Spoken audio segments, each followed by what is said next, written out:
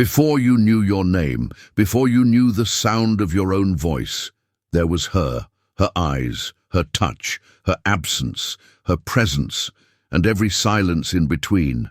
The mother, the first mirror, the origin of your hunger to be held, and the source of your fear that you never will be.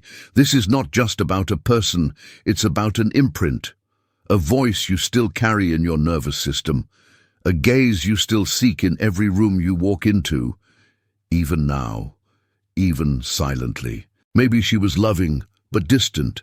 Maybe she was present, but conditional. Maybe she never truly saw you, only the version of you she could love. And so you adapted. You dimmed your light. You performed safety. You traded authenticity for approval. And now, decades later, you still feel the cost. You apologize when you're not wrong. You fear being too much and not enough. You chase love and call it connection. You silence your truth to avoid repeating the rejection. But it's still there. The wound, shaped like her voice, hidden behind your habits, calling you back, not to blame, but to finally face. This is not about vilifying your mother. It's about liberating yourself, because what you refuse to see, you continue to repeat. And what you fear confronting remains in control until the day you stop protecting her image and start healing your own reflection. Carl Jung knew that the mother is not just a woman. She is an archetype. She becomes an internal presence, a psychic image that shapes how we relate to the world, to others, and to ourselves. He spoke of the maternal complex, the unconscious imprint left by the mother figure. Whether she was loving or harsh, nurturing or critical, her presence didn't just stay in childhood. It became the lens through which you see love, safety, and worth. And most painfully, it became the voice inside your mind, the inner critic, the anxiety before rest, the guilt after saying no. The superego in Jungian language is often mother-shaped, not because she meant harm, but because she too was carrying a wound. You learned to earn love, to be good instead of honest, to stay small so she wouldn't feel threatened, to meet her needs before you even knew your own. And now, every time you self-abandon, every time you suppress your anger, every time you feel responsible for everyone's peace, you are not failing. You are repeating. Nothing has a stronger influence psychologically on their environment, and especially on their children, than the unlived life of the parent. Carl Jung. This is the legacy, not just of trauma, but of silence, of shame, of unconscious loyalty. But here's the truth. You don't have to keep carrying what never belonged to you. The pain you inherited is not the identity you must live. To individuate, to become your true self, you must first face the image of the mother within you. Not to judge it, but to untangle yourself from it. You can love her and still set yourself free. There comes a moment in the healing journey when you stop trying to be the daughter she needed, the son she expected, the child who never disrupted the room. You step back, not in anger, but in reverence for who you're becoming. This is the withdrawal of the persona, the mask you crafted to survive, the one that said, "I'm fine," the one that smiled through neglect, that earned affection through perfection, that confused compliance with love. And now it cracks. Not because you hate her, but because your soul can no longer betray itself to keep the bond. This is sacred silence, the stillness where your authentic voice begins to surface. It's not loud, it's not polished, but it's yours. You're not rejecting her, you're returning to you. You're stepping out of the echo chamber of inherited guilt. You're learning to breathe without her expectations in your lungs. It's painful and holy, because in the silence she left in you, you begin to hear your own soul whispering back, "You are already enough. You do not have to shrink. You were never too much." This is not separation. This is spiritual differentiation, the birth of a self that no longer lives in borrowed stories. Your mother gave you life. But now, you must give that life meaning.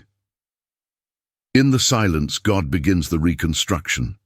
There are moments in the Bible when the soul stands alone, not abandoned but stripped.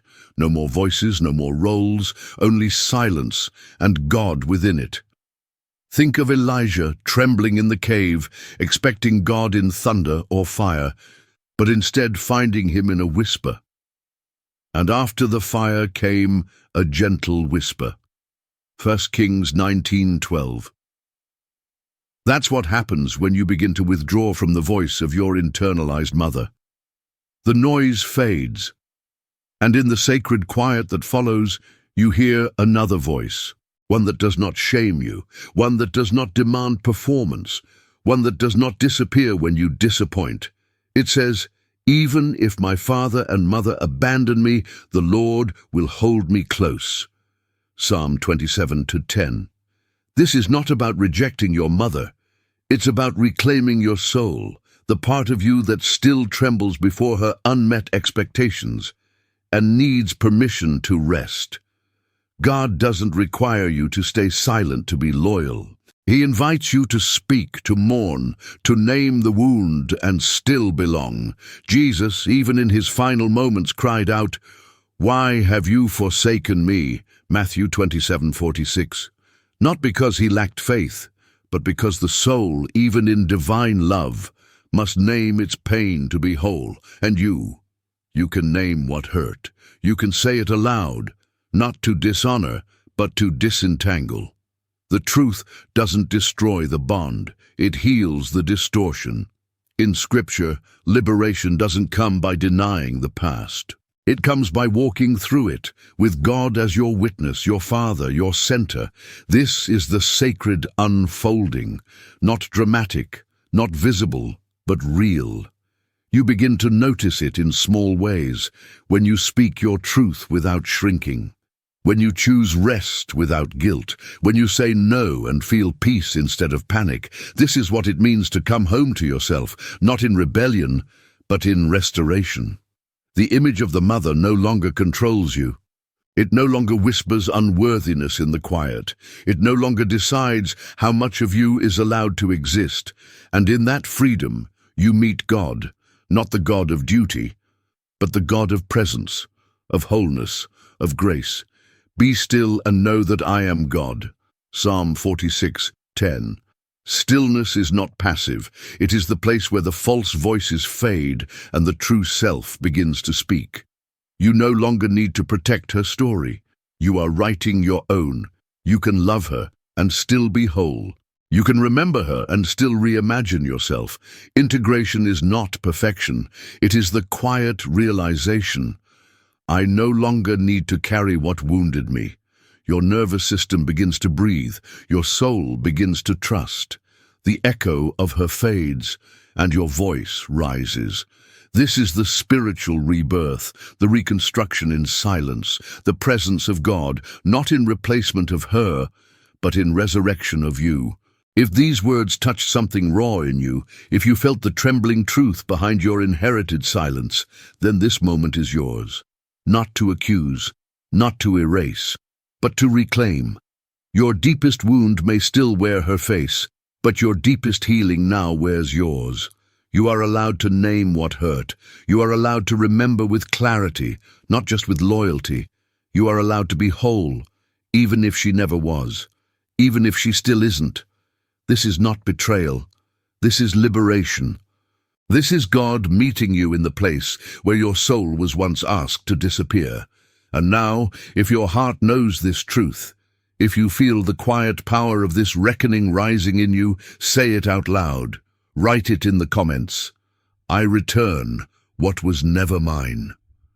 Let the others see. Let them know. You walked through the silence and came back with a voice. Here you are not alone. Here you belong.